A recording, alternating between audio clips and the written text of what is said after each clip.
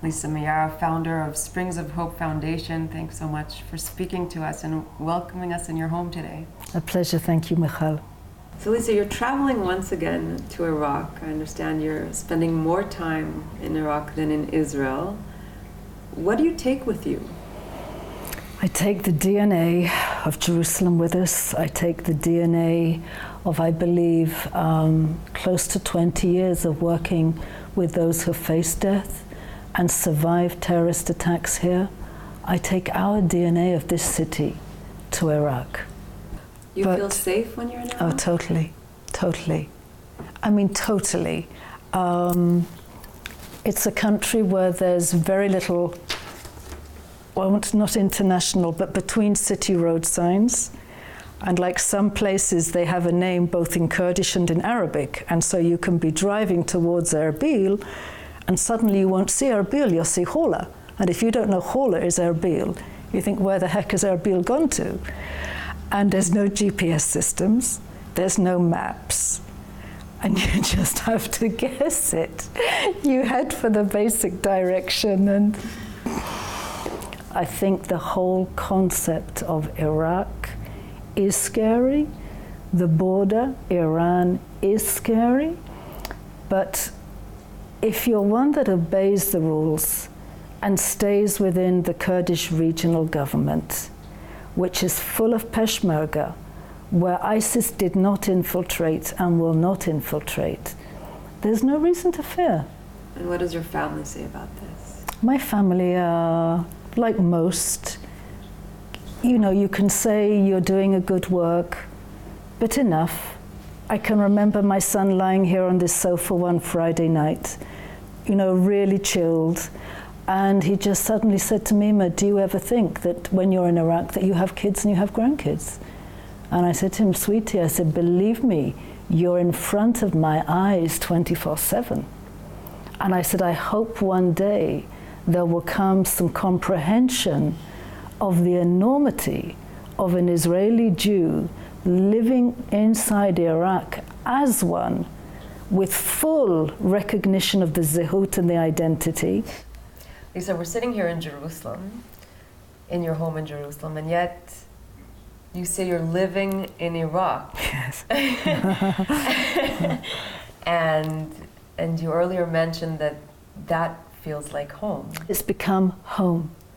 And it needed to become home in order to have the depth and the breadth and the height of relationship. This is long term.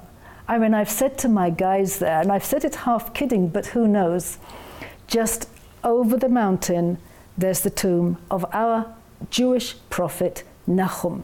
Just an hour's drive away in another direction, there's Amedi, where there's a Jewish graveyard for one person. For one person, it's that tiny. But a Jewish community used to live there. And I've said to my guys, if ever I die here, please dump me my bones either in Amedi or in Nahum. I don't want to go back to Israel.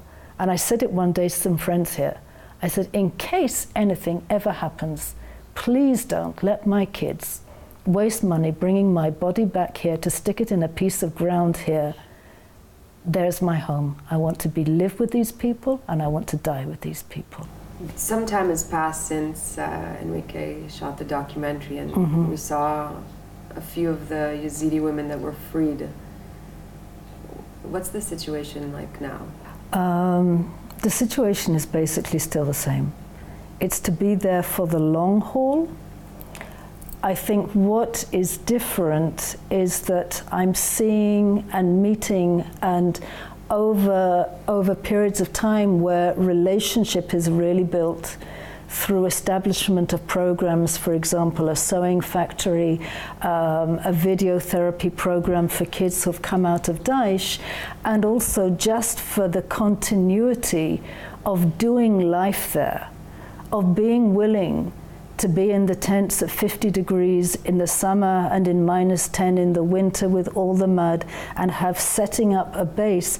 I think there's trust and relationship that is now enabling them to feel confident with us and to release their stories. I'm seeing more and more of the breaking of the lives of these kids. One of our kids who I knew had not been radicalized, he's only about 5 years old, but his story finally came out. And the story was that in this place where they were being held captive, where there were several Yazidi women and kids, there were some young Yazidi kids crying, like baby toddlers age. And some of the captors took these kids and bashed them on the floor until they killed them. So is anything different? Yes, they're talking. They're talking now. And I just can't deal with the apathy of the West, and I can't deal with the silence of the West. I just run out of words, Michal. I run out of words.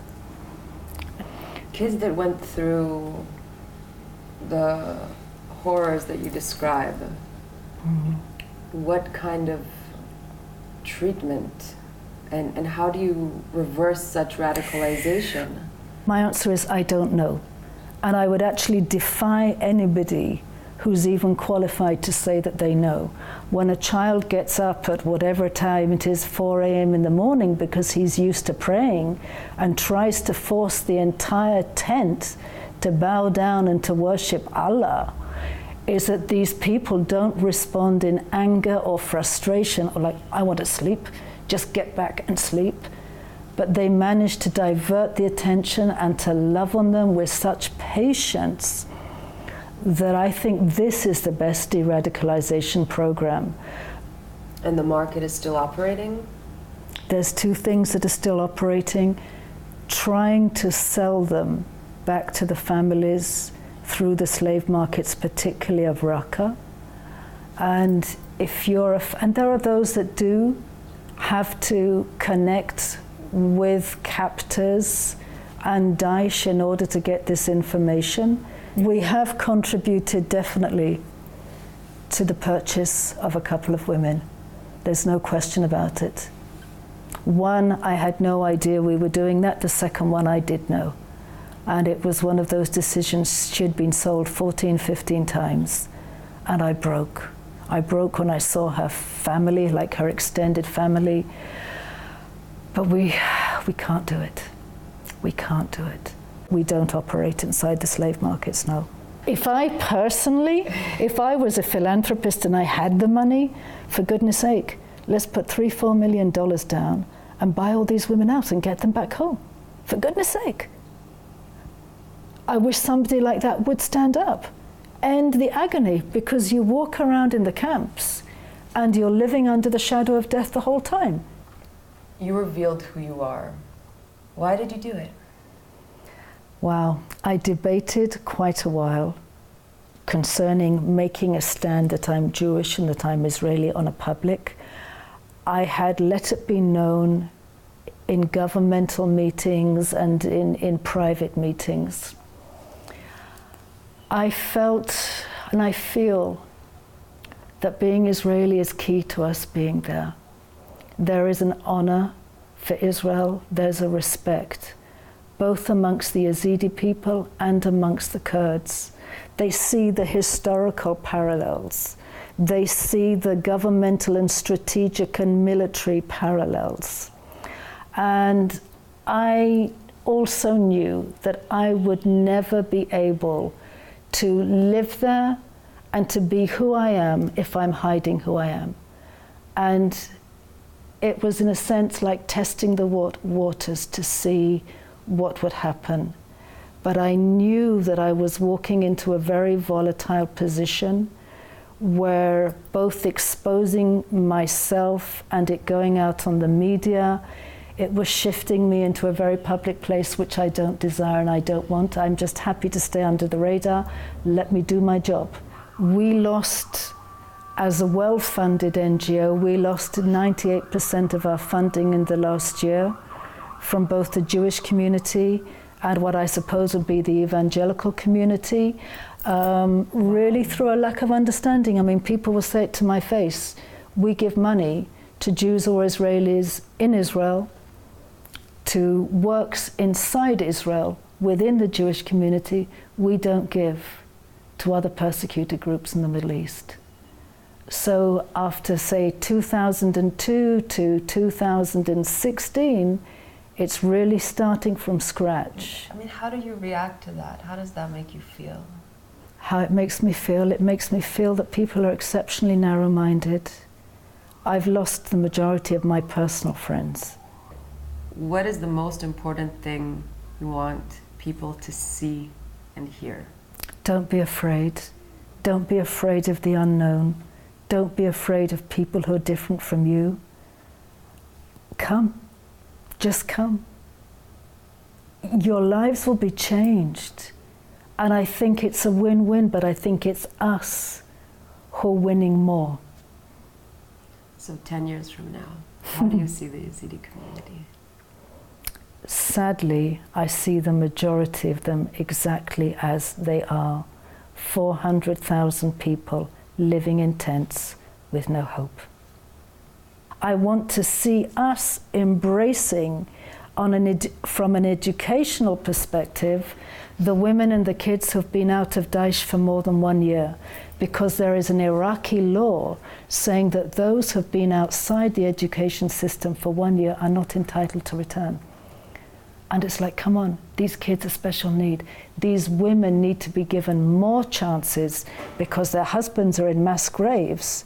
So I would like to see us in a place of stability in the community where we can say, yes, we're contributing to education, to health, and to getting out of the camps, and to give you something that is sustainable, and then you can run with it and you can be the examples for others. Lisa Miara, thanks so much for speaking to us today. Thank you, Michal.